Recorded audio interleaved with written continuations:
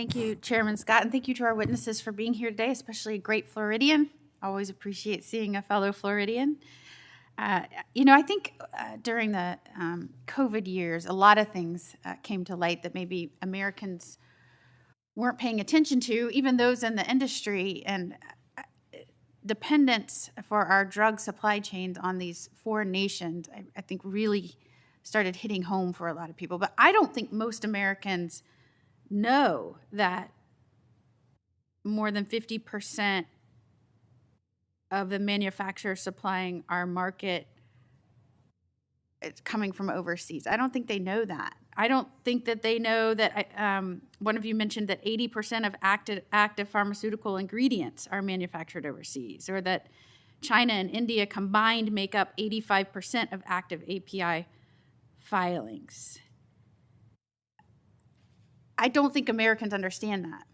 So just for having this hearing, I think Chairman Scott does Americans a service in shining a light on this, specifically when you look at the fact that drug and API manufacturers in China and India receive the most FDA warning letters for violations, which can mean carcinogens and medicines, destroying or falsifying data, and non-sterile manufacturing.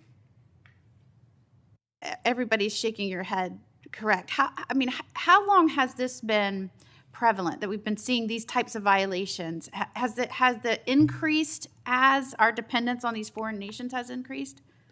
I think this is a unintended consequence of the globalization activity over the last 20 years, Senator. And I think you make a very good point.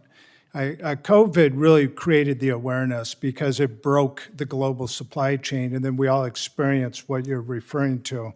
And I think that the average person in America is not really aware of this problem. I do believe that we have a growing awareness that we didn't have maybe 5 or 10 years ago.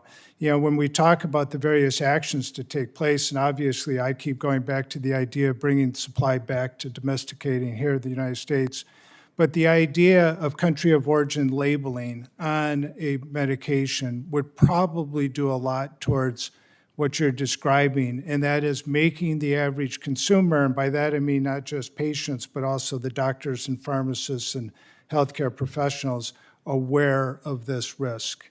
And that'll probably serve us well as we try and correct the problem. I wanted to add, when we commenced the initiative and formed the API Innovation Center, it's only been 3 years in existence.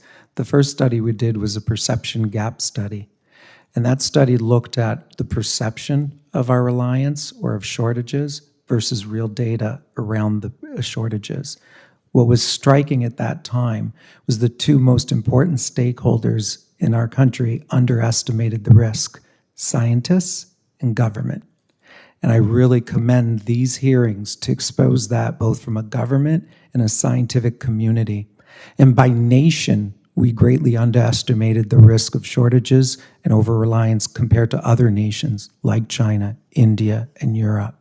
So that perception gap is starting to close thanks to these type of sessions and the interest, and we're working effortlessly to continue with our publications to close those gaps. I have to imagine that if consumers had the information and the choice, knowing where about the increase in violations, at this point, are consumers ever informed that where the main ingredients in the drugs that they are taking are manufactured? Very unlikely. There's no transparency. This is a very interesting concept. This is an industry like any other supply chain.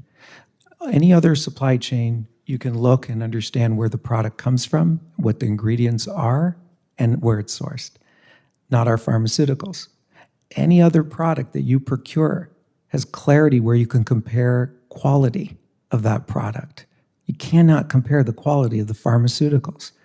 As a result, 1 in every 4 prescription in the United States is from a facility that has an FDA violation.